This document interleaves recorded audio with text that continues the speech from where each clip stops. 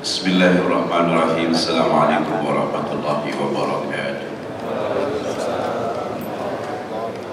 Alhamdulillah wassalatu wassalamu ala Rasulillah sayyidina wa habibina Muhammad ibn Abdullah wa ala alihi wa man wala. Wardallahumma liman yakhsha rabbahu min ashabi Rasulillah والتابعين ومن تبعهم بإحسان إلى يوم اللقاء إلا أما بعد. Mengawali kajian kita, kemarin ada yang tanya kepada saya,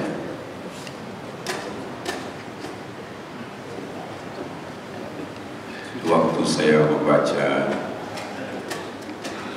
yawaddul mujrimu law yaftadi min adzabi yawmi idzin, saya baca dengan yauma idzin.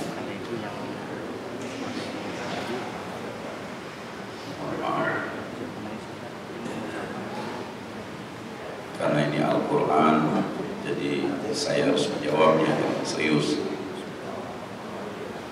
Bapak-bapak, ibu-ibu, di dalam Al-Quran itu ada namanya ilmu qiraah, ilmu membaca, ya. Kalau yaumi idzin itu bacaannya Abu Hafs, sedangkan yauma idzin yang saya baca adalah Abu Syam. Bagi mereka yang tidak mempelajari ini mungkin sesuatu yang baru, tapi bagi mereka yang biasa membaca, pelajari ilmu namanya ilmu qiraat, hal yang seperti itu biasa saja. Jadi sudah saya jawab. Baik, mengawali kajian kita, saya akan meneruskan surat Al-Ma'arij ayat kajian yang ketiga. Tapi sebelum saya memulai itu, saya akan mengulang kembali ayat ini, penting sekali. A'udzu billahi minasyaitonir rajim. Bismillahirrahmanirrahim. Allah berfirman, innal insana khuliqa halu'a idza massahu asy-syarru jazu'a wa idza massahu al-khairu manu'a illa al-musallin. Yang pertama, bahwa kita ini memang diciptakan halu'a. Biasakan diri kalau setiap kita berbicara sekarang ini, kalau sudah mengikuti kajian Al-Quran, istilah-istilah ini menjadi bahasa kita, ya, agar supaya kalau ini kita baca, kita ucapkan dalam keseharian, insya Allah pengertian yang ada dalam istilah ini ada selalu pada kita. Bahwa kita ini selalu diciptakan oleh Allah halu'a, dalam keadaan tergesa-gesa. Bukan Allah yang menciptakan kita tergesa-gesa. Kitanya memang tercipta mempunyai kecondrongan untuk tergesa-gesa. Dan idza masyahu syarru jazu'a, dan bila dia mengalami, manusia ini, asyarru, yang namanya keburukan, jazu'a. Jazu'ah ini berasal dari kata-kata jaza', artinya takut, takut yang keterlaluan. Jadi kemarin sudah saya kasih contoh, kalau dia mempunyai kekayaan 10, satu kekayaannya digoyang, baru satu, yang 9 masih baik. Itu dia mengalami jazu'ah. Jadi kalau cerita sama orang lain, seakan-akan terjadi gempa bumi, malah betapa hebat. Dengan harapan ada orang lain yang membantunya supaya 10 perusahaannya itu sempurna menjadi baik. Sehingga waktu mendengarkan cerita dia tentang peristiwa yang kecil, orang yang mendengarkan akan histeris, dan tersebar berita di mana-mana bahwa yang bersangkutan mengalami musibah yang besar. Semestinya biasa-biasa. Mengapa demikian? Sebab virus di dalam dirinya, atau potensi atau sesuatu yang tidak baik di dalam dirinya dibiarkan berkembang, yaitu halu'a plus sama dengan jazu'ah. Jadi pikirannya itu terlalu tergesa-gesa, sesuatu yang belum terjadi seakan-akan terjadi. dan dia ceritakan ini pada orang lain, sesuatu yang unreal, tidak masuk akal, tidak realistis, dan belum terjadi sama sekali, sehingga yang mendengarkan pun menjadi histeris. Ini sikap yang tidak baik, tetapi ada pada diri kita masing-masing selama kita disebut dengan manusia.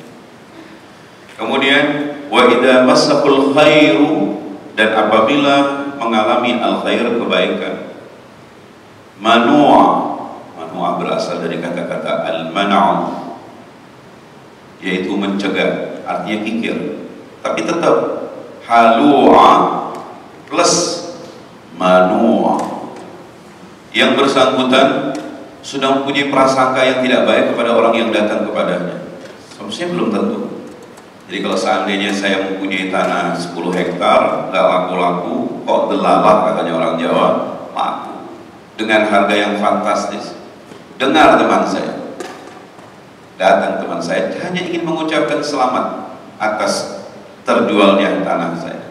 Tidak ada tujuan untuk meminta sumbangan atau meminta apa saja atau hutang, tetapi saya terlalu tergesa-gesa, sudah membayangkan bahwa yang datang kepada saya ini meminta sumbangan. Nah, pada waktu itu ditanya, Pak Umar, alhamdulillah Anda telah menjual tanah 10 hektar. Oh iya, masalahnya panjang, nggak seperti yang Anda bayangkan.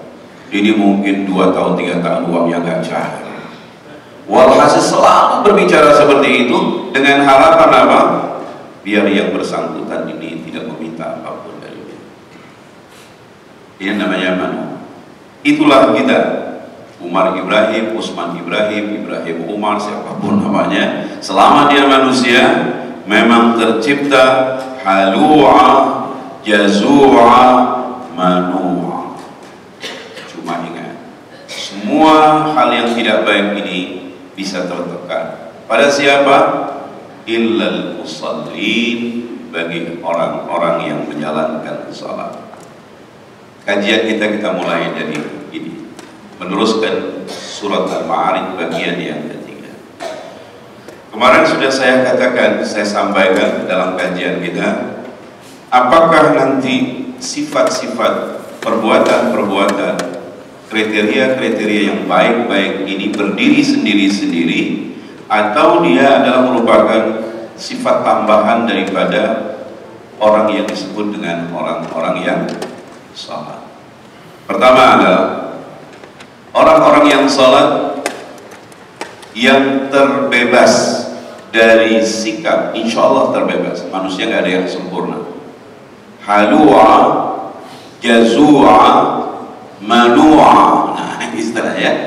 Jazua, manua adalah alladzina hum ala salatihim daimun, yaitu orang-orang yang, perhatikan kata-kata, berkata-kata ini luar biasa, ala salatihim, terhadap salat mereka, daimun.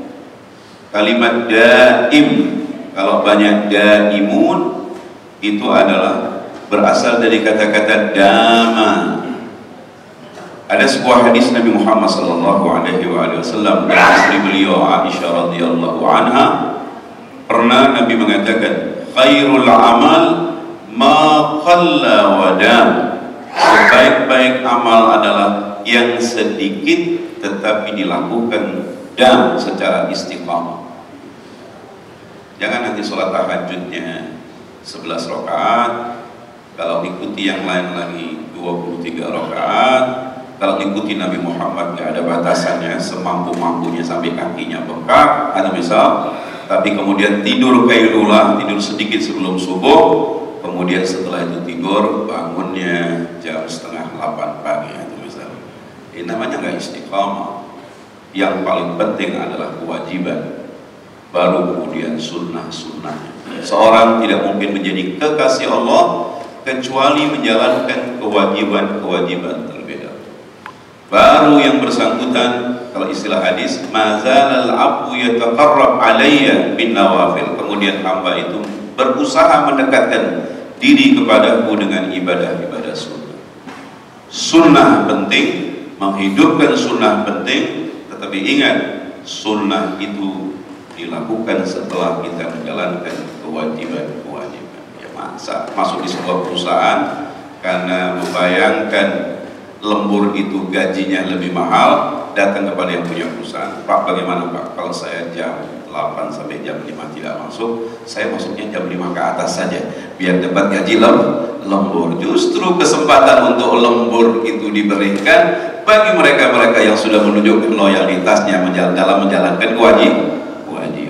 Baik, jadi amal yang paling baik, kembali kepada hadis, adalah yang sedikit tetapi banyak. Bagaimana Pak dengan yang banyak tetapi istiqomah? Bagi orang yang baik, amal apapun yang dilakukan adalah sedikit. Bisa jadi Bapak hari ini menjalankan sholat subuh gak pakai sunnah, duhur gak pakai sunnah, asyar gak pakai sunnah, asar gak pakai sunnah, menjalankan semua menjalankan sunnah. Pada satu saat kemudian Bapak mempunyai kemampuan lebih menjalankan ibadah sunnah, qobliyah, ba'diyah dan lain sebagainya. Menurut kacamata orang lain yang baru melakukan ibadah itu banyak, tapi bagi yang melakukan itu adalah sedikit. Ingat, bagi orang-orang yang tersibukkan dengan banyak pekerjaan biasa-biasa saja, itu bukan sesuatu pekerjaan yang membebani bagi dia. Tapi ingat, tidak mungkin yang bersangkutan punya perasaan seperti ini kecuali dimulai dari yang sedikit. Rumah tidak mungkin terbangun kecuali dimulai dari satu bata. Kembali pada istilah sedikit dan banyak. Jadi istilah sedikit dan banyak itu relatif terkait dengan si yang melakukan ibadah tadi. Jadi Nabi Muhammad itu Sallallahu Alaihi Wasallam yang begitu ibadahnya, hidupnya penuh dengan yang namanya ibadah, itu pun Nabi Muhammad merasakan dan meyakini baru sedikit melakukan ibadah. Jadi itu sangat rela. Tapi kalau kita sunnah sudah nggak dilakukan, zikir-zikir setelah sholat sudah nggak dilakukan, sholatnya 5 kali sehari alhamdulillah tepat waktu, dan merasa terbebani dan itu banyak, yang perlu dikoreksi adalah keimanan kita. Berarti kita tidak beres sebagai seorang hamba. Baik, kembali kalimat daimun ini atau istilah ini identik dengan yang namanya satu sifat yang baik yang disebut dengan al-istiqamah. Al-istiqamah. Mengapa orang-orang yang melakukan sholat itu disebut dengan muqimus sholat? Kalau kalimat istiqamah berasal dari kata-kata qama ditambah dengan alif, sin dan ta menjadi istiqamah. Itu dalam kata kerjanya. Masdarnya istiqamatun ta. Ada perkataan para ahli yang mengatakan al-istiqamah khairun min alfi karamah. Yang namanya istiqamah itu lebih baik daripada 1000 keramat. Orang banyak termaksudkan, terkagum-kagum dengan cerita yang aneh-aneh. Tapi perlu diingat bahwa istiqamah lebih baik dari itu semuanya. Kenapa demikian? Karena dia adalah sebab dan karamah itu adalah akibat. Orang nggak mungkin mendapatkan karamah dari Allah kecuali yang bersangkutan melakukan ibadah secara istiqamah. Dimanapun yang namanya sebab itu lebih baik daripada akibat. Makanya orang yang menjalankan sholat selalu disebut dengan yang sholat yang baik disebut dengan muqim. Rabbi ja'alni muqimas shalah wa min dzurriyyati rabbana wa taqabbal du'a. Hampir kalau kita di dalam Al-Quran tidak kita temukan orang-orang yang disebut dengan muqimas shalah itu ada celahan, selalu baik. Karena apa? Kalau sudah disebut dengan muqimas shalah berarti yang bersangkutan melakukan sholat secara istiqamah. Tapi kalau nggak pakai gunakan istilah muqim masih ada celahannya. Fawailul lil musallin, maka celakalah bagi orang-orang yang sholat. Terus kemudian diterang. Tidak ada mengatakan fawailul li muqimis shalah, itu nggak ada. Ya. Kata jadiannya sama juga dengan kata-kata aqam. Itu pun selalu dikaitkan antara apa? Antara aqamus shalah wa atuz zakat. Aqamu itu juga berasal dari kata-kata yang sama dengan istiqamah. Jadi mengapa orang yang sholat baik disebut dengan muqimus shalah? Karena yang bersangkutan sholat secara istiqamah. Jadi kalau seandainya kita sholat tidak setelah istiqomah, kita hanya disebut dengan musalli, orang yang sholat. Tapi kalau dijalankan secara istiqomah disebut dengan muqimus sholat. Makanya di waktu Allah mengatakan illal musallin, kecuali orang-orang yang sholat, ini umum dibatasi, yaitu orang-orang yang menjalankan sholat secara istiqomah. Sebelum saya melangkah selanjutnya, ibu-ibu, bapak-bapak, kalau ibu-ibu melayani suaminya dengan baik secara istiqomah, itu adalah merupakan bukti cinta. Sebab orang bisa melakukan kebaikan sehari dua hari, tapi sulit untuk melakukan kebaikan bertahun-tahun. Kalau seandainya bapak-bapak memberikan nafkah kepada ibu-ibu, istrinya bertahun-tahun, itu adalah bukti, itu namanya istiqomah. Itu bukti cinta. Jadi orang yang menjalankan sholat secara istiqamah menunjukkan orang itu cinta kepada Allah, dan cinta ini bukti bahwa dia adalah ikhlas. Kaitan pembahasan kita sebelumnya tentang ikhlas. Kalau dia ikhlas, maka cara berfikirnya benar, maka yang bersangkutan tidak mungkin insya Allah disiksa sebagaimana yang disebutkan dalam surat Al-Ma'arij sebelumnya, nazza'atan lisyawa, bahwa api neraka itu akan membakar kulit-kulit kepala mereka. Saya teruskan, itu yang pertama. Selanjutnya saya bahas dulu berdiri sendiri, nanti ada kaitannya dengan sholat.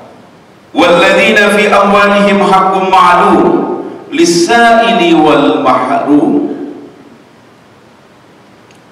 Dan orang-orang yang fi amwalihim, meyakini di dalam harta mereka itu haqqum ma'lum, ada hak-hak orang lain yang jelas.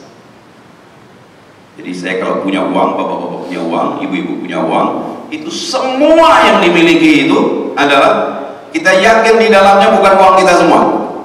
Di dalamnya adalah ada haknya orang lain. Dalam mazhab Imam Syafi'i, mengapa orang kalau mengeluarkan zakat dianjurkan tidak diberikan zakat itu di jauh-jauh tempat, harus diselesaikan di tempat dia? Karena zakat itu sendiri istilahnya adalah hartanya orang miskin yang parkir di harta kita. Ini bagian dari hak maklum. Orang lain yang hartanya parkir di tempat kita itu siapa? Ya pembantu kita. Ada kemungkinan dia kerja, gajinya tidak sesuai dengan apa yang dia lakukan, nggak ada kesesuaian. Ada kemungkinan supir kita, ya kan bilang harta parkir. Siapa lagi? Mungkin masyarakat sekitar kita yang kemudian gara-gara mereka rumah kita menjadi aman dan kemudian kita jadi tenang sehingga kita menjadi aktif dan produktif. Mereka. Siapa lagi? Orang di kantor kita. Walhasil yang dekat, ini istilah parkir, memahami kata-kata parkir. Oleh karena itu berikan harta mereka dari zakat-zakat kita. Kalau sudah selesai, baru kita berbagi-bagi di tempat. Wah, kalau gitu bagaimana kita membantu orang-orang Irian, orang ini, Palestina? Muslim bukan hanya mengeluarkan zakat, Muslim juga seyogyanya mengeluarkan sedekah. Seseorang tidak dikatakan dermawan karena mengeluarkan zakat. Seseorang dikatakan jujur kalau mengeluarkan zakat, karena yang dikeluarkan kan bukan hartanya, itu hartanya orang lain. Baru kejujuran, kedermawanan dihitung bukan dari berapa banyak yang mengeluarkan zakat, tapi dihitung berapa banyak yang mengeluarkan sedekah sunnahnya. Karena yang dikeluarkan adalah hartanya, sedangkan zakat adalah hartanya orang lain yang dia sisihkan. Ini perlu, namanya haqqum ma'lum, hak-hak yang diketahui. Bagaimana caranya? Ya kita pelajari Al-Quran, kita pelajari sunnah Nabi Muhammad SAW, kita pelajari dengan baik. Lis-sa'ili wal mahrum. Sa'il itu meminta-minta. Kemarin sudah kita bahas, sa'ala sa'ilun, artinya meminta.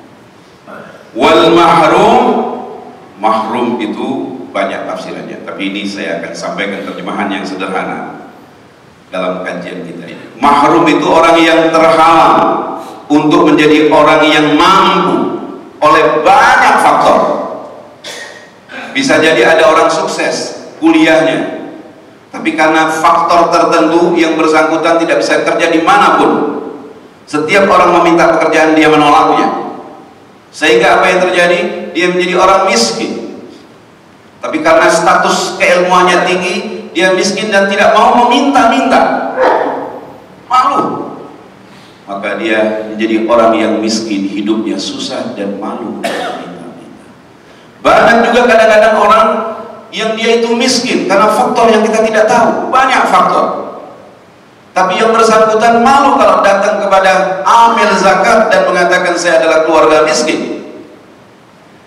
Biasanya nanti dalam kajian-kajian tentang masalah zakat selalu dibahas tuh yang disebut dengan al-fuqara wal masakin. Banyak penafsirannya.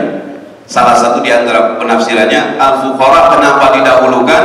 Dia adalah orang miskin yang malu untuk mengatakan kepada saudaranya dia adalah miskin, bukan karena sombong, malu. Rasa muruahnya sangat tinggi. Sedangkan masakin ya tidak salah juga, karena dia miskin dan dia tahu hartanya dia di situ. Oleh karena itu dia datang meminta hartanya, tidak salah juga. Makanya amil zakat tugasnya bukan cuma berada di masjid menunggu orang datang kemudian mengatakan saya miskin dan saya meminta hak saya. Kalau itu yang terjadi, kasihan ini yang disebut dengan al-fuqara, kalau maknanya seperti yang saya sebutkan tadi. Kasihan yang disebut dengan al-mahrumun, ya enggak? Karena apa? Mereka berada di rumah-rumah gubuk, mungkin mereka nggak punya rumah, mereka miskin, punya anak, punya istri, dan mereka tidak bisa hidup layak seperti kita, tapi malu untuk datang menuntut hak. Oleh karena itu, amil zakat harus proaktif. Didata itu orang miskin di sekitarnya, dahulukan mereka yang miskin kemudian tidak datang ke masjid, dan hormati orang-orang miskin yang datang ke masjid. Dan luar biasa. Kita teruskan. Apakah ayat ini berdiri sendiri? Apa kaitannya dengan ayat sebelumnya? Oh ada. Banyak orang sholatnya Masya Allah di masjid 5 kali sehari di rumah sholat. Doanya panjang-panjang, ya. Tetapi dia kaya, tapi pelitnya juga na'udzubillah min dzalik. Seperti Bapak Haji Muhyiddin di dalam sinetron tukang kubur naik haji. Yang ngerasain itu sinetron nggak apa-apa daripada ngerasain orang lain yang belum tentu itu benar. Benar pun itu adalah riba, apalagi tidak benar. Jadi banyak orang sholatnya kelihatannya secara fisik istiqamah, kita tidak tahu hatinya. Tapi yang jelas kalau dia sholat kemudian tidak dermawan, itu orientasi ibadahnya tidak ukhrawi, duniawi. Orang yang orientasinya perbuatannya secara fisik duniawi, orientasinya ukhrawi, berarti sholatnya atau ibadahnya akan menjadi piranti, alat untuk takarrub kepada Allah. Kalau sudah takarrub kepada Allah, dia akan berserupa dengan akhlaknya Allah. Asmaul Husna 99 itu kebanyakan maknanya memberi. Ar-Rahman itu memberi intinya, Ar-Rahim itu memberi, Al-Wahhab memberi, Al-Mu'ti memberi.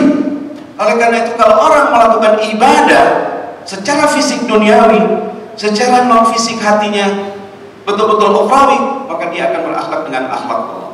Salatnya istiqamah, maka kedermawanannya pun juga istiqamah. Jadi ini ada kaitannya dengan sebelumnya.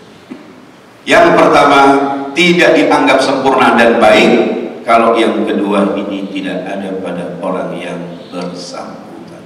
Sampai ada sebuah hadis yang mengatakan bahwa seseorang sholatnya tidak diterima kalau yang bersangkutan belum mengeluarkan zakatnya kalau dia mampu. Hati-hati. Tapi yang paling penting ambil zakat. Alangkah baiknya data-data orang miskin di sekitar kita itu jangan didasarkan kepada orang miskin yang datang, tetapi didasarkan kepada apa? Kepada pengamatan kita yang begitu jeli dengan datang ke rumah-rumah mereka. Ya kerjasamalah dengan badan-badan yang lain. Kita teruskan. Kriteria yang ketiga, orang yang terbebas dari siksaan api neraka dan insya Allah termasuk orang yang ikhlas.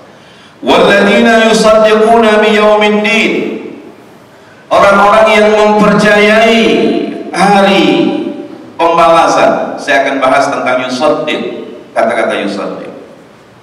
Ini kalau dalam kajian tafsir namanya kajian lafaz-lafaz Al-Quran, penting. Mengapa kata-kata mempercayai menggunakan kalimat yusaddiqun yang asalnya adalah tasdiq? Sebab kepercayaan yang dibangun atas dasar kebohongan tidak dikatakan merupakan kepercayaan yang benar. Makanya di waktu Allah mengatakan mempercayai atau mengimani, meyakini, menggunakan kata-kata yusaddiq yang berasal dari tasdiq, dan tasdiq itu berasal dari kata-kata as-sidqu, jujur. Silakan orang secara verbal mengatakan saya percaya kepada yaumiddin, menggalang banyak orang mengatakan kami adalah muslim yang percaya hari kiamat. Semua dilakukan, tapi ingat Allah Maha tahu dia jujur atau tidak. Jadi semua perbuatan yang secara simbolis kelihatannya agamis, secara simbolis adalah Quranis, secara simbolis tidak bertentangan dengan sunnah Nabi, walhasil luar biasa dan mempesona luar biasa, kalau tidak didasari kepada iman kepada hari akhir, dan keimanan itu harus berdasarkan kejujuran, betul-betul jujur, bukan cuma sekedar simbolis saja. Kalau itu dilakukan secara jujur, masuk dalam kriteria ini, yaitu orang-orang yang percaya dengan adanya hari pembalasan. Tapi kalau seandainya sebaliknya, cuma secara fisik aja kelihatannya agamis, tetapi tidak didasarkan kepada kejujuran, maka tidak masuk dalam kategori ini. Makanya istilah mempercayai, meyakini menggunakan kalimat yusaddiq. Apa kaitannya ibu-ibu, bapak-bapak dengan ayat sebelumnya? Banyak orang sholat, tapi pada dasarnya yang bersangkutan tidak percaya kepada hari kebangkitan. Orang munafik juga sholat. Kalau ingin belajar sholat yang paling baik itu secara fisik, belajarlah sama orang munafik. Karena Tuhannya bisa dilihat dengan mata. Kalau Tuhannya hilang semua, nggak ada, berarti di masjid sudah nggak ada orang, dia sendirian, batallah sholat dia. Karena nggak ada yang lihat. Saya yakin orang itu kalau sholatnya ria, itu biasanya luar biasa sholatnya. Bahkan lebih hebat dari ustadznya. Angkat tangannya diukur, rukunya masya Allah. Makin banyak orang juga, ya saya tidak mengatakan yang sholatnya lama-lama itu ria. Kita nggak tahu hatinya orang ya, masalahnya. Luar biasa itu sholatnya. Salamnya bagus, bacaannya bagus, luar biasa bagusnya. Tapi ingat, salat yang seperti ini nggak masuk dalam kategori alladzina yusaddiquna biyaumiddin. Dia hanya mempercayai orang-orang sekitarnya sebagai Tuhan yang akan memberikan pujian kepada hari. Jadi orang yang salat al-musallin tetapi termasuk alladzina yusaddiquna biyaumiddin, luar biasa.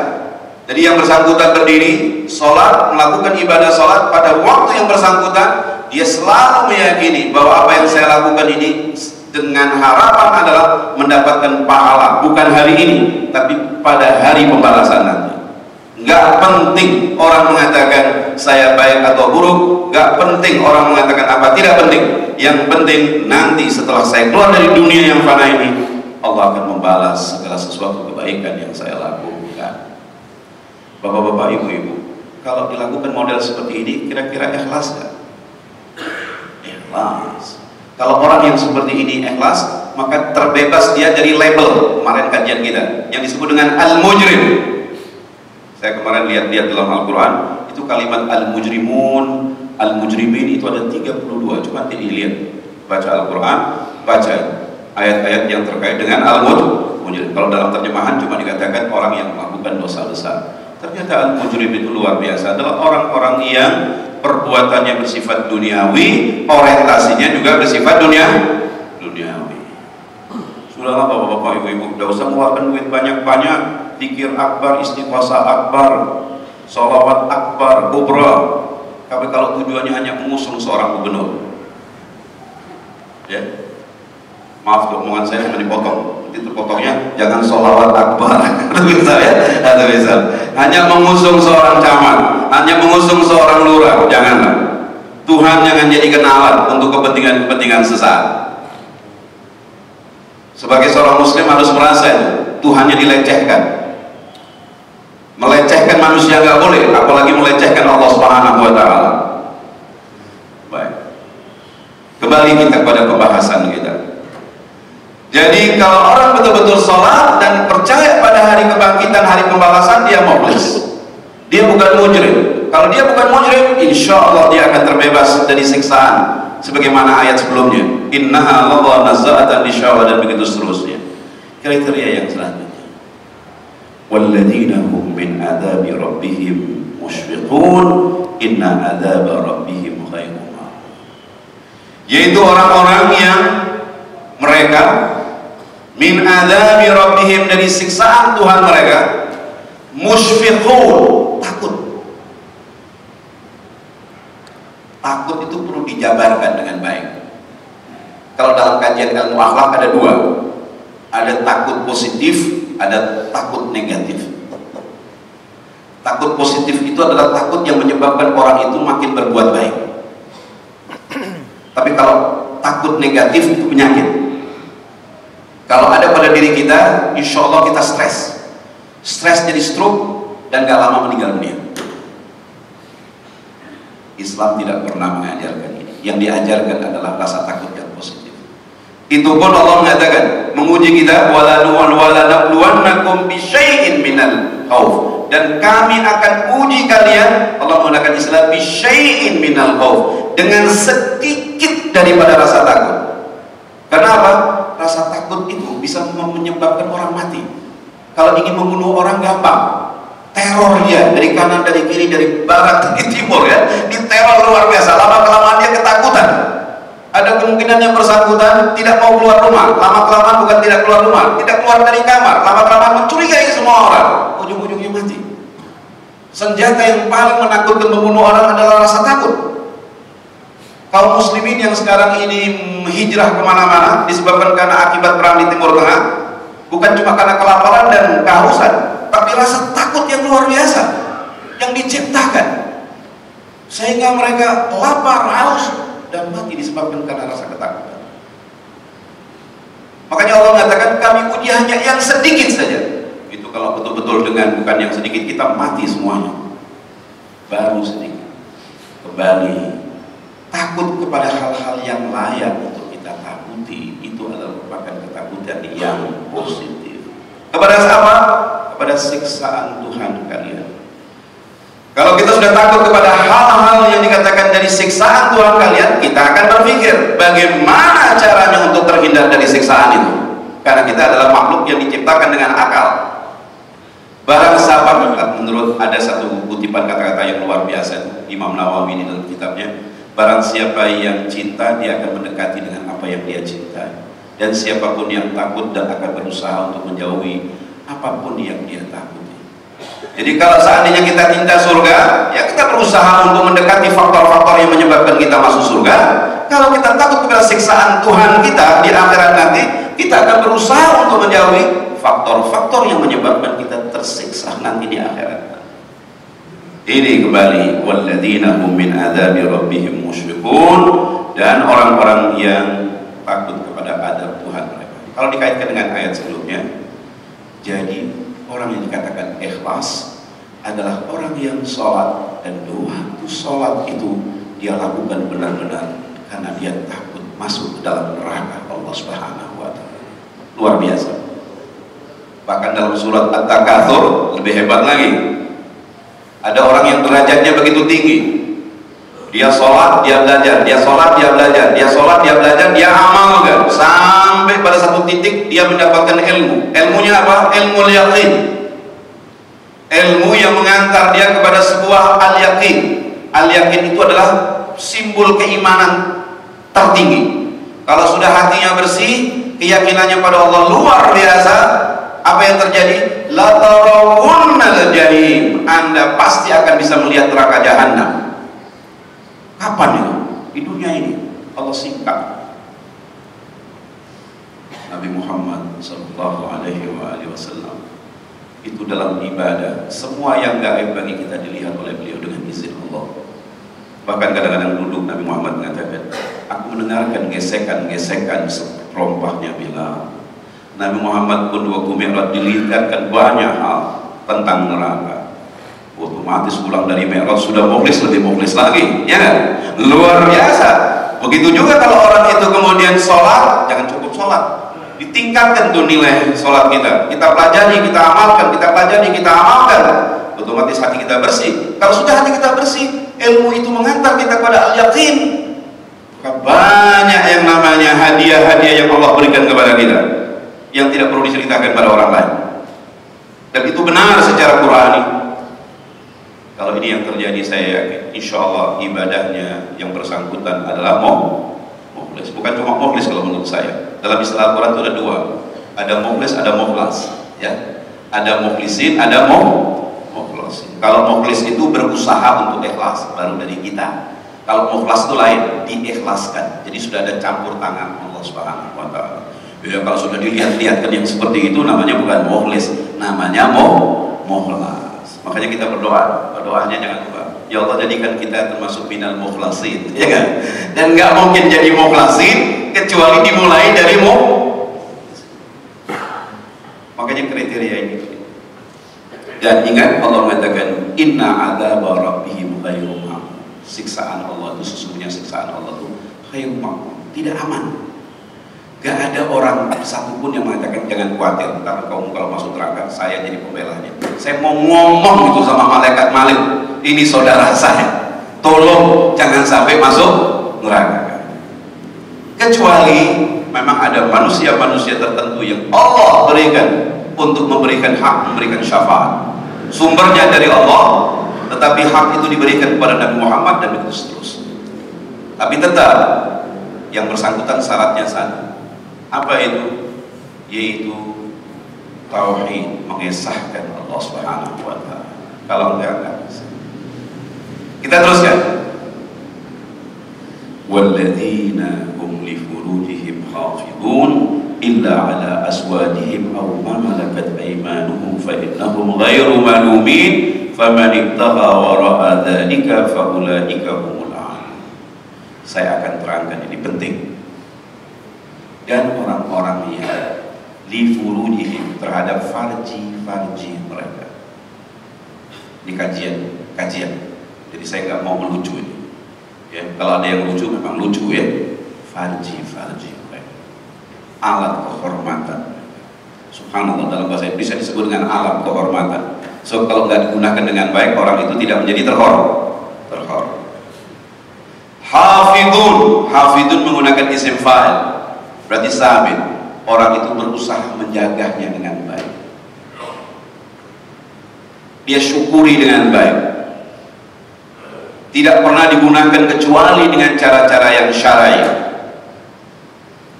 Kemudian, kepada siapa cara itu harus digunakan?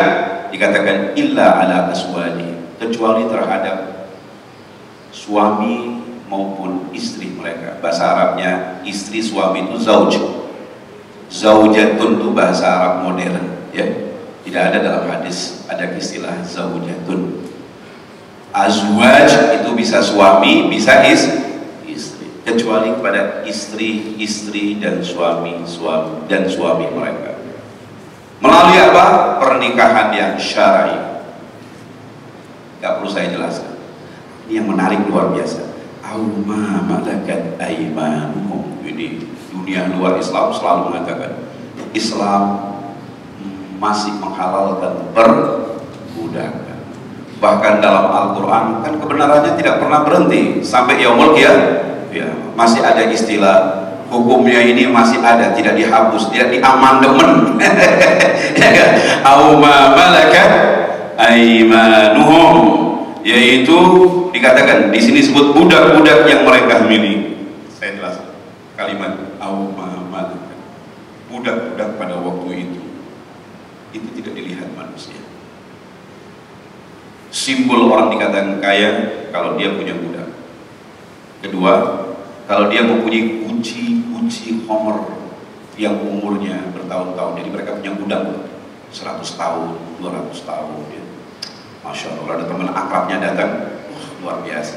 Kita duduk dan minum, saya punya Homer 300 tahun. Bermabuk. Oleh karena itu, Mereka karena tidak dianggap manusia, maka disimbolkan dalam Al-Quran kata-kata ma, bukan man itu manusia.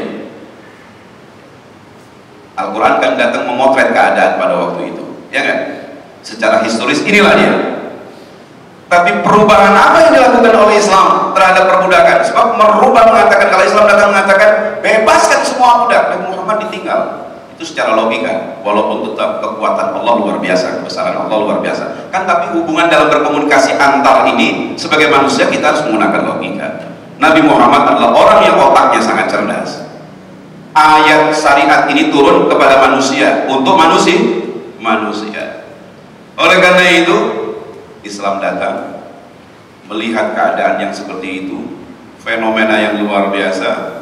Oh, yang namanya perbudakan itu bagian dari budaya Arab pada waktu itu, bahkan non-Arab juga demikian, yang sulit untuk dihapuskan. Bahkan haramnya Khomer pun nggak cukup 1 ayat, itu pun perlu 4 ayat untuk turun. Itu pun turunnya nggak pengajian hari ini, besok kemudian ada bagian kedua, bagian ketiga, bagian keempat, nggak seperti itu.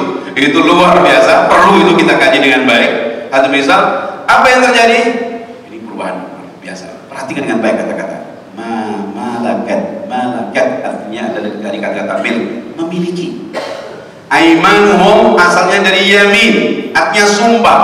Mereka boleh digauli kecuali dengan sumpah. Sumpah itu semi seperti akad nikah. Mungkin bagi bapak-bapak pada hari ini, ya berarti masih membedakan dong antara yang merdeka sama budak. Kita harus melihatnya dengan nuansa pada waktu itu. Kita harus melihatnya pada waktu itu, harus melihat dalam suasana pada waktu itu dengan baik, baru kelihatan luar biasa. Di waktu perubahan ini terjadi, itu orang-orang Arab yang Muslim, berarti sahabat Nabi kan, bayangkan dulunya mempunyai perempuan, membeli perempuan dari pasar budak, dari perang, dia dapat ghanimah dan lain sebagainya, dia masuk ke dalam satu tempat seenaknya, dia gauli seenaknya, sewaktu-waktu seenaknya, punya anak pun anaknya jadi budak juga bisa diperjualbelikan, hubungan antara anak sama orang tuanya sangat tidak humanis dan lain sebagainya, berubah dengan ini. Begitu mau datangin perempuan, katakan, ya perempuan ini akan jadi istri saya, ya kan? Dengan sumpah, mikirnya antara perempuan itu, belum lagi nanti hubungan dia dengan istrinya. Walhasil itu perubahan luar biasa itu. Dalam rumah terjadi kegoncangan. Mungkin pada waktu itu istri-istri mereka nggak apa-apa, nggak boleh aja budak-budak itu. Tantang ujung-ujungnya tidak mewarisi apa-apa, bukan jadi istri kamu. Anaknya juga anak dari dia, bukan sama dengan anak kita. Karena saya adalah istri kamu. Tapi dengan istilah auma malakat aimanuhum ini, berarti mereka harus diperlakukan mendekati orang-orang yang merdeka. Apa yang terjadi? Mau menggauli budak, berpikir, waduh, hubungan saya dengan istri saya jadi masalah. Nanti saya menggauli dia punya anak, berarti dia ibu dari anak saya. Dia mewarisi, dia anak saya. Jadi kalau seandainya saya namanya Ibrahim, maaf ibu-ibu, terus saya bergaul dengan budak perempuan, punya anak namanya Umar, berarti harus Umar bin Ibrahim. Kalau Umar bin Ibrahim, maka dikenal di tengah-tengah masyarakat, Umar bin Ibrahim ini adalah anaknya si fulan dan ibunya seorang budak, seorang amah. Itu Pak, secara sosial akan menyebabkan orang yang bersangkutan status sosialnya agak goyang kalau tidak melihatnya dengan kacamata keimanan. Jadi Islam datang dan mengistilahkan mereka dengan istilah malakat aimanuhum, itu perubahan yang luar biasa yang tidak pernah terjadi di dunia manapun. Ini adalah merupakan revolusi sosial yang luar biasa yang merubah manusia yang tadi disebut dengan budak menjadi manusia yang terhormat. Ini yang tidak dilihat. Selain itu banyak berbuat dosa, merdekakan budak. Ini budak, ya kan? Semua budak. Tapi yang luar biasa adalah ini, istilah auma malakat aimanuhum. Fa innahum ghairu malumin. Kalau dia melakukan itu semuanya, farjinya disalurkan ke sana, maka dikatakan fa innahum ghairu malumin, maka perbuatan dia tidak tercela. Faman ibtagha wara'a dzalika fa ulaika humul adun. Kalau dia menginginkan di luar ini, melakukan di luar ini, maka yang bersangkutan telah melakukan perbuatan yang melampaui batas. Kita teruskan. Walladzina hum li amanatihim wa ahdihim ra'un. Dan orang-orang yang ada dua istilah, li amanatihim, terhadap amanah-amanah mereka, wa ahdihim, dan janji-janji mereka, raun, yang bersangkutan benar-benar istilahnya memegang dengan baik. Saya akan mulai dari ada 3 istilah yang perlu saya jabarkan dalam hal ini. Apa itu? Yaitu amanah dan ahdun. Apa itu amanah? Kita ini hidup di dunia diberi amanah. Apapun yang Allah berikan kepada kita adalah amanah. Jadi amanah itu bersifat umum. Tetapi waktu amanah itu kemudian kita terjemahkan dalam hubungan antar, di saat antara kita sebagai hamba dengan Allah dalam perbuatan yang khusus. Mungkin antar manusia dengan manusia. Itu namanya janji. Jadi kalau bicara amanah, semua pemberian yang Allah berikan adalah amanah. Kemudian apa janji kita? Berarti janji itu amanah yang bersifat khusus. Kita waktu di alam arwah pernah berjanji. Allah mengatakan, alastu bi rabbikum, bukankah saya ini Rabb kalian? Kita mengatakan apa? Bala, ya. Janji itu kemudian dalam sebuah riwayat yang sahih dimasukkan dalam sebuah batu, namanya Hajar Aswad. Jadi Hajar Aswad itu prasasti. Makanya bapak-bapak, ibu-ibu kalau umrah selalu waktu memulai tawaf ada doa, Allahumma imanan bika, dan ditutup doa itu dengan kata-kata wa wafa'an bi ahdika, dan saya akan memenuhi janji saya. Jadi janji kita adalah la ilaha illallah, tidak ada Tuhan kecuali Allah, menuhankan Allah Subhanahu wa taala. Jadi orang yang melakukan ibadah apapun tetapi mengingkari janji, termasuk sholatnya ditolak oleh Allah Subhanahu wa taala. Sholatnya orang munafik adalah sholatnya orang yang mengingkari janji. Nah, juga antar kita juga demikian. Ada janji-janji. Di waktu saya berjanji kepada bapak berjanji kepada saya, janji antar kita, dan begitu seterusnya. Itu semuanya adalah merupakan janji. Itu adalah merupakan bagian dari amanah yang bersifat khusus yang kita lakukan antar kita. Sikap orang yang dikatakan sholatnya ikhlas dan terbebas dari siksaan api neraka sebagaimana kajian kita sebelumnya, maka adalah orang-orang yang betul-betul memenuhi, menjaga, dan betul-betul adalah menjalankan dengan baik yang namanya amanah dan ahd. Kemudian yang terakhir terkait dengan posisi dengan ayat ini, kalimat ra'un luar biasa. Dalam sebuah hadis ada yang mengatakan kullukum ra'in wa kullu ra'in mas'ulun an ra'iyatih. Jadi semua kalian ini adalah pemimpin, dan setiap pemimpin itu adalah bertanggung jawab terhadap rakyatnya. Ternyata salah satu rakyat kita adalah amanah ini yang harus kita kelola dengan baik, ya. Termasuk rakyat kita, ya, bukan cuma beberapa manusia, tapi janji-janji itu termasuk rakyat kita yang harus kita kelola dengan baik. Selanjutnya, walladzina hum bi syahadatihim qaimun, dan orang-orang yang mereka itu bi syahadatihim, dengan kesaksian mereka. Apa sih kesaksian kita ini? Kesaksian kita adalah la ilaha illallah Muhammadun Rasulullah. Tidak ada Tuhan kecuali Allah dan Nabi Muhammad adalah utusannya. Qaimun. Ini ada istilah qaimun. Tadi sudah saya bahas istilah muqim, ya. Berarti qaimun ini adalah identik dengan apa? Sikap aktif. Yang bersangkutan aktif, istiqomah, mengaktualisasikan nilai-nilai syahadat. Jadi kalau seandainya saya sholat, saya ini manusia, bukan Umar Ibrahim, semua adalah saya. Kita sholat, kita zakat, melakukan apapun kebaikan, itu adalah bentuk aktualisasi daripada syahadat kita. Jadi kalau seandainya kebaikan yang kita lakukan bertentangan dengan la ilaha illallah dan bertentangan dengan Muhammad Rasulullah, maka jelas berarti kita tidak pernah qaimun, menjalankan dengan baik kebenaran daripada syahadat-syahadat yang selama ini kita lakukan. Baik, kalau dikaitkan dengan ayat sebelumnya, berarti adalah orang-orang yang sholat, yang mempunyai kesadaran tauhid yang luar biasa, dan mempunyai kesadaran yang namanya syahadatul Rasul, kesaksian Nabi Muhammad sebagai Rasul, luar biasa. Dan kriteria yang terakhir, di awal dimulai dengan alladzina hum ala salatihim daimun, terakhir ditutup dengan sholat lagi. walladzina hum 'ala salatihim yuhafizun. Apa ini bedanya?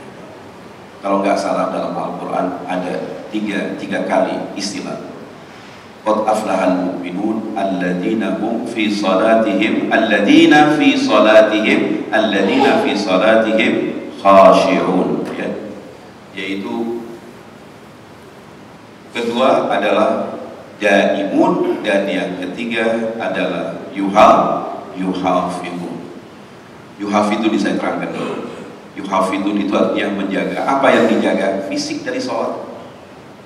Kalau orang sudah menganggap sholat itu adalah perintah piranti yang baik, cara yang terbaik, otomatis piranti yang baik ini harus dijaga. Bagaimana cara menjaganya? Pelajari sholat yang terbaik dalam Al-Quran seperti apa, sholat yang terbaik di dalam hadis-hadis Nabi seperti apa. Dikaji dengan bagus. Kalau perlu dari berbagai macam mata, dikaji dengan bagus. Dalam rangka untuk apa? Ingin mendekatkan sholat kita dengan Nabi Muhammad SAW. Saya yakin nanti kalau ada kajian model seperti itu, nanti akan melahirkan banyak jamaah yang sholatnya berbeda-beda sedikit, ya. Tidak ada masalah. Karena di zaman Nabi tidak ada video. Kalau ada video, insya Allah perbedaan di antara kita makin kecil. Karena kita bisa melihat sholatnya Nabi Muhammad dengan baik. Yang penting mendasarkan kepada Al-Quran dan Sunnah Nabi. Jadi orang yang merawat fisik sholatnya, rukunya baik, sujudnya baik, mempelajari bagaimana rukuk yang baik, sujud yang baik, masuk dalam kategori ini. Jadi dia sholat secara istiqomah, dan setiap sholat dia perbaiki fisik sholatnya. Itu baik.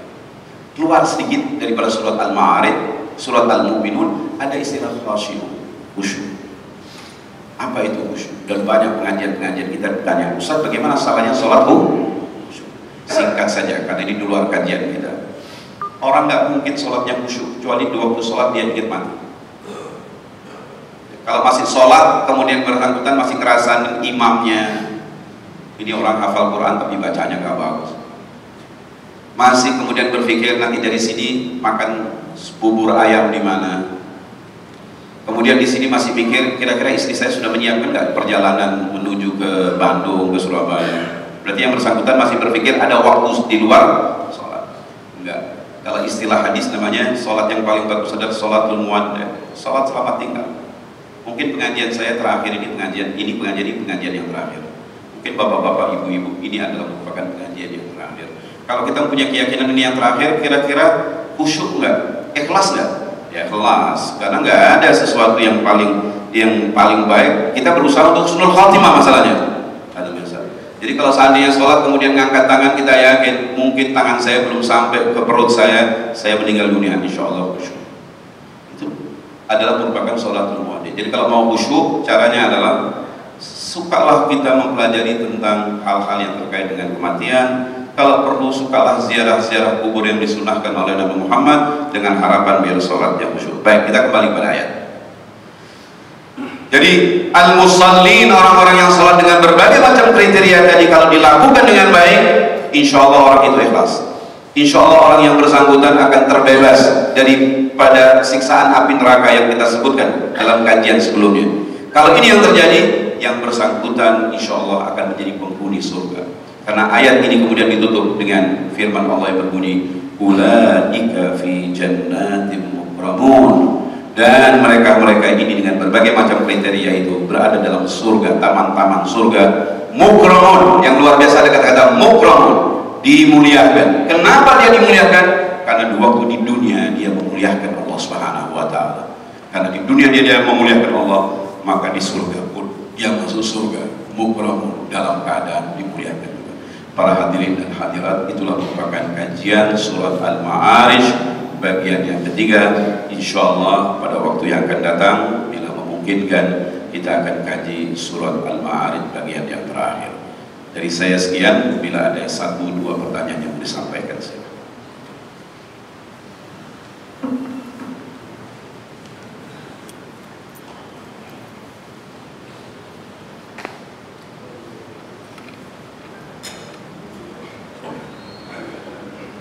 Saya yakin, silakan.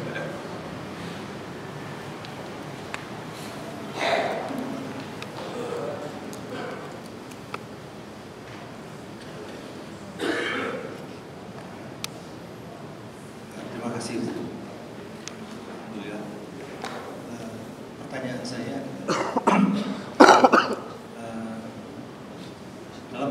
pengamatan keseharian saya bahwa banyak orang dermawan. Bahkan anak saya juga bisa salah satu atau orang yang kita ambil. Dia bisa dermawan, dia bisa mudah memberi, mudah tersentuh dan seterusnya. Tetapi dalam kesehariannya juga kita lihat sholatnya mungkin biasa-biasa saja. Bisa jadi tidak tidak prioritas bahkan utama, gitu ya. Bahkan di akhir-akhir atau bahkan mungkin pernah tidak sholat.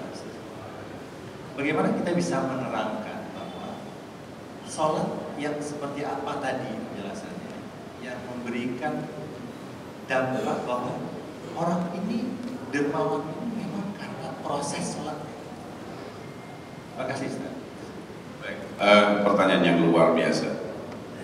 Bapak, alangkah baiknya tidak mendekati melalui cara komunikasi seperti ini.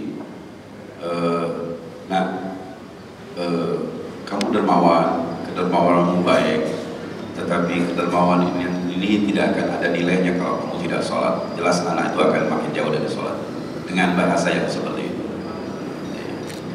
Karena menurut logika manusia pada umumnya, buat apa saya harus menjalankan yang namanya sesuatu yang disebut dengan alat tadi kalau nilainya sendiri sudah saya wujudkan. Ini pola berpikirnya ada. Makanya banyak pertanyaan mengatakan bagaimana dengan orang-orang yang melakukan ibadah sosial yang luar biasa, bukan ibadah perbuatan sosial, ya, kalau ibadah itu luar biasa, tetapi yang bersangkutan tidak pernah beriman kepada Tuhan. Itu pertanyaan lebih tinggi lagi. Yang perlu dijelaskan adalah kepada anak dalam komunikasi nggak mungkin sehari dua hari, bahwa nggak mungkin kamu mendapatkan sesuatu kecuali disebabkan karena ada sesuatu yang ada pada diri kamu, yaitu telinga, mata, otak. Inilah perangkat yang tidak pernah ayah berikan. Maka kamu punya uang, kamu sekolah, kamu ini. Diajak bertafakur. Baru kemudian selesai, barulah kamu mendapatkan sesuatu. Jadi yang kamu bagi itu kepada orang lain dengan niat baik, itu kira-kira milik siapa? Sehingga anak berpikir. Jadi kalau kemudian anak berpikir, maka bapak akan berhasil kalau dia sudah berpikir mengatakan itu milik Tuhan, milik Allah. Baik, kenapa engkau membagi-bagikan rezeki yang datang darinya dan tidak pernah berterima kasih kepada dia? Akan berpikir lagi. Dia akan berpikir lagi. Dakwah seperti ini, oke, tapi bagaimana mengkomunikasikan dakwah itu dalam bentuk komunikasi yang baik antara ayah dan ibu dan lain sebagainya, itu juga masalah yang lain. Tidak semua seorang yang ahli matematika bisa mengajar matematika. Tidak semua orang yang ahli di bidang filsafat bisa mengajar film. Tidak semua orang yang ahli musik bisa mengajar musik. Hari ini kita belajar ilmu pengetahuan, tetapi ada satu hal yang perlu kita pelajari lagi. Bagaimana mengkomunikasikan apa yang kita dapat itu dalam bahasa-bahasa yang dipahami oleh anak kita. Itulah yang ada masalah. Kira-kira gitu, Pak. Sehingga insya Allah Bapak akan terkejut-kejut pada satu hari anaknya sholat. Tanya benar, kenapa sholat? Iya, ya. Kan kita berterima kasih kepada Tuhan yang luar biasa. Kira-kira begitu.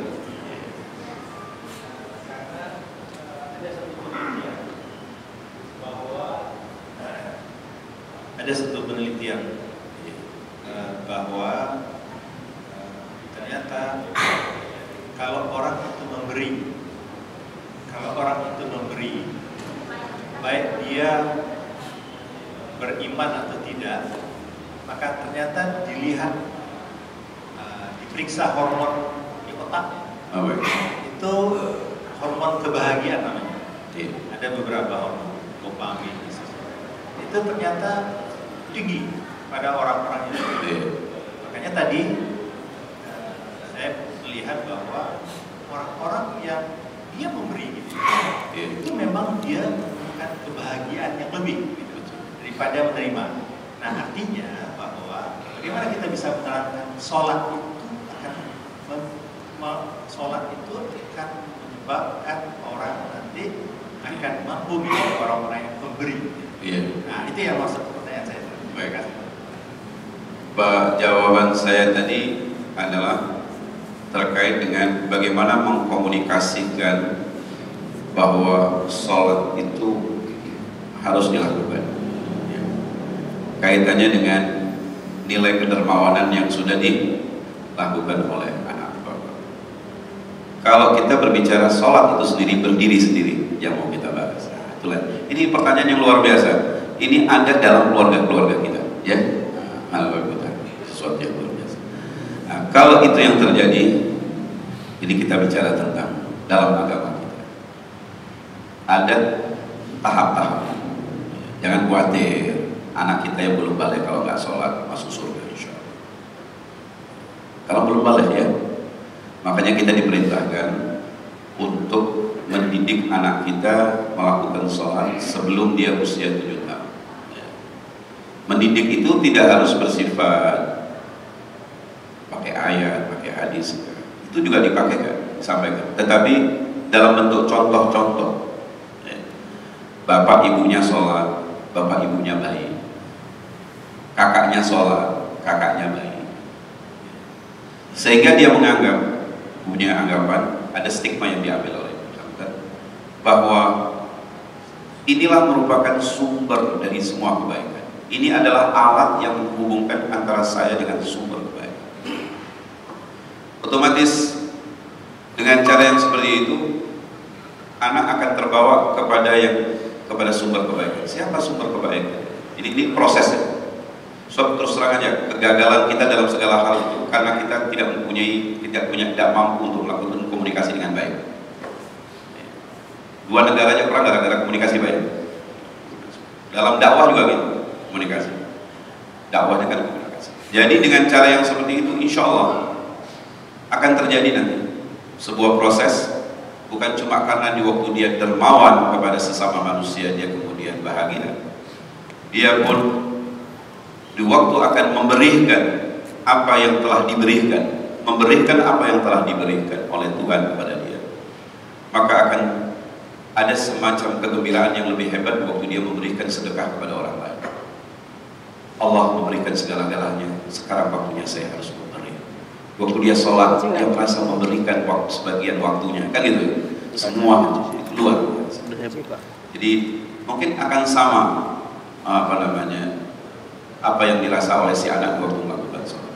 Ini semua kembali kepada orang tua yang mendidik anak-anak mereka dalam melakukan sholat. Makanya dalam Islam nggak dianjurkan kita anak masih kecil kalau nggak sholat dimarahin, kemudian sanksi, diteror, ditekan-tekan, nggak diajak jalan-jalan. Makanya anak saya usia 6 tahun, kadang-kadang dia tidur malam, isya dibangunin, enak sholat isya. Makanya kasihan tuh anak, semestinya biarkan aja dia tidur, karena dia belum wajib untuk sholat. Nah itu saya kira dalam mengkomunikasikan sholat kepada anak kita pun, jelas sholat itu wajib, tapi dalam mengkomunikasikan sholat kepada anak kita, cobalah sesuai dengan sunnah Nabi Muhammad SAW. Nabi Muhammad juga waktu sholat, anaknya, cucunya, namanya Sayyidina Husain, ada juga mengatakan Sayyidina Hasan, itu pun menunggangin beliau. Ya nggak? Luar biasa. Tapi saya dengar, semoga tidak benar apa yang saya dengar.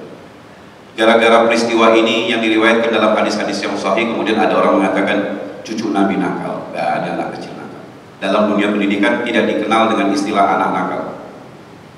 Yang nakal itu bapak sama ibunya. Itu adalah anak yang energik, dan kewajiban orang tua adalah menyalurkan energi ini pada saluran yang benar. Itu pun disebabkan karena itu Nabi Muhammad kemudian sujudnya lah. Orang sekarang kadang-kadang enggak, pokoknya sholat dengan baik sesuai dengan apa yang diajarkan oleh Islam menurut pemahaman dia. Bisa jadi itu cucu yang model seperti itu akan dia marahin depan orang banyak, pulang sampai di rumah bapak ibunya dimarahin juga atau misal. Berarti kalau itu yang kita lakukan, komunikasi kita dalam mengajarkan sholat kepada anak-anak kita salah dan tidak sesuai dengan sunnah Nabi Muhammad. Ya, saya kira demikian. Kembali kepada cara komunikasi yang bijak orang tua kepada anak. Baik, saya kira kajian tadi saya jadi merenung. Ya silakan.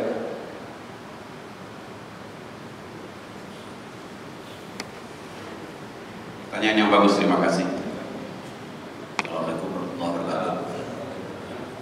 Ada sedikit mungkin untuk mempertegas saja barangkali. Tadi saya nangkapnya waktu Pak Ustadz menerangkan antara fakir dengan miskin tadi, sepertinya kalau si fakir dia tidak malu untuk melihatkan dirinya bahwa dia kurang mampu kan.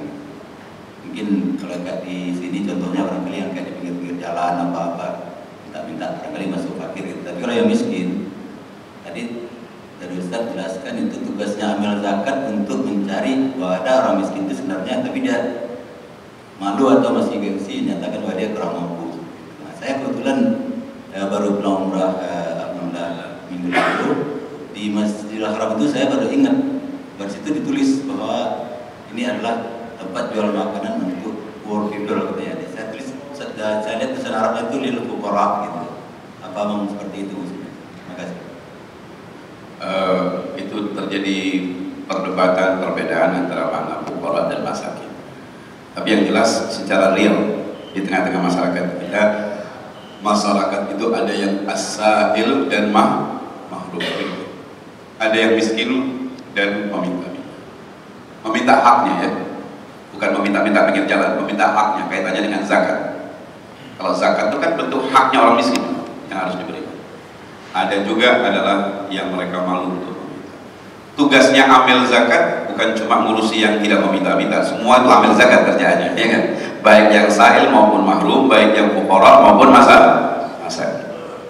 Tentang pemaknaan al-fuqara apa, al-masakin apa, ya ada perbedaan satu sama lain di kalangan para ahli tafsir. Al-Qur'annya satu Pak, penafsirannya yang beraneka ragam. Tapi penafsiran itu akan dikatakan benar kalau kaitannya dengan masyarakat, kalau itu landing kepada realita yang ada. Di tengah-tengah masyarakat kita ini orang miskin seperti apa? Memang ada yang dan nggak salah itu berani dan datang tidak malu mengatakan mana hak saya, datang kepada ambil kan? Ada yang mereka ini kemudian malu. Semua harus kita perlakukan dengan sama. Ada cara khusus memperlakukannya, yaitu khususnya adalah orang-orang miskin yang tidak datang ke masjid karena malu. Saya sendiri pribadi sih nggak setuju dengan parade kemiskinan yang dilakukan oleh banyak musola. Orang miskin antri di mana-mana, ya kan? Semestinya kita kalau menganggap mereka saudara kita, semestinya jangan sampai terjadi seperti itu. Orang miskin tidak perlu harus datang ke masjid meminta hak mereka. Biarkan mereka di rumah-rumah ambil zakat yang kerja, ya kan? Datang ke sana. Dan kalau perlu kita yang memberikan kepada rumah-rumah di rumah mereka. Saya yakin dan kita berterima kasih karena mereka mau menerima hak.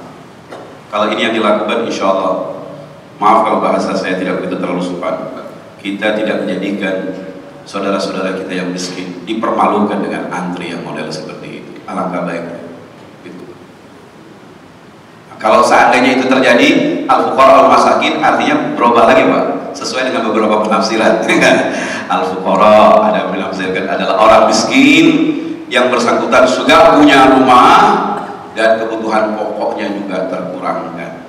Ada lagi yang mengatakan masakin, pada dasarnya mereka adalah orang-orang yang kebutuhan pokoknya tercukupkan, tetapi yang bersangkutan gak punya rumah. Itu penafsiran-penafsiran, dan penafsiran-penafsiran itu dilakukan oleh para mufassir didasarkan kepada realita yang mereka lihat di tempatnya masing-masing. Wallahu a'lam bishawab. Tapi semua tugasnya ambil zakat. Kembali kepada cerita Bapak tadi, luar biasa, ada makanan khusus untuk orang miskin. Harganya murah ya? Ya. Tapi saya nggak sependapat. Dan iklan kan dia ditulis di besar-besar gitu. Nggak sependapat saya. Jadi antri juga cukup. Saya pribadi nggak sependapat. Nggak apa-apa nggak sependapat Pak ya, nggak sependapat. Tadi akhirnya orang setiap datang ke sana berarti mendeklarkan saya adalah miskin. Misal, nggak usah begitu. Nggak perlu harus ada yang seperti itu. Lebih baik dia buka warung, buka restoran, makanannya murah, harganya murah, makanannya enak, harganya murah. Nggak pakai ada tulisan yang seperti itu. Insya Allah yang datang adalah orang-orang yang miskin. Insya Allah. Ya enggak? Tapi kalau ditulis adalah makanan ini untuk orang miskin, atau misal saya nggak perlu. Apalagi itu untuk dengan harga murah Pak ya? Saya tertarik waktu itu itu saya kok cuma di satu tempat di Masjidil Haram ada di belakang gangnya gitu, ada khusus kayaknya. Gratis atau murah Pak? Murah itu. Oh murah ya. Nah, jadi untuk for poor people, tapi saya lihat bahasa Arabnya kok lil fuqara, tidak ada masakinnya gitu. Wallahu a'lam. Izinkan saya untuk tidak mempercayai itu sebelum saya datang ke sana. So kalau ada yang begitu-begitu lebih baik kita tidak percaya ya. Doakan saya tanggal 17 kalau Allah mengizinkan, insya Allah saya pergi umrah. Akan saya lihat itu. Di belakang antara bangunan At-Tauhid dengan Bin Daud ya. Baik. Saya ada fotonya gitu. Baik. Makasih banyak. Makasih. Baik. Saya yakin kajian kita hari ini kita akan menjadikan kita merenung semuanya dan kita berusaha untuk menjadi al-musallin yang baik. Marilah pengajian kita tutup dengan doa yaitu kafaratul masjid. Subhanakallah wa bihamdik asyhadu an la ilaha illa anta astaghfiruka wa atubu ilaik. Assalamualaikum warahmatullahi wabarakatuh.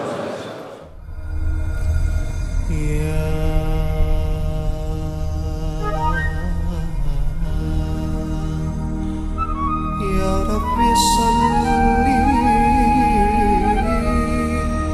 ala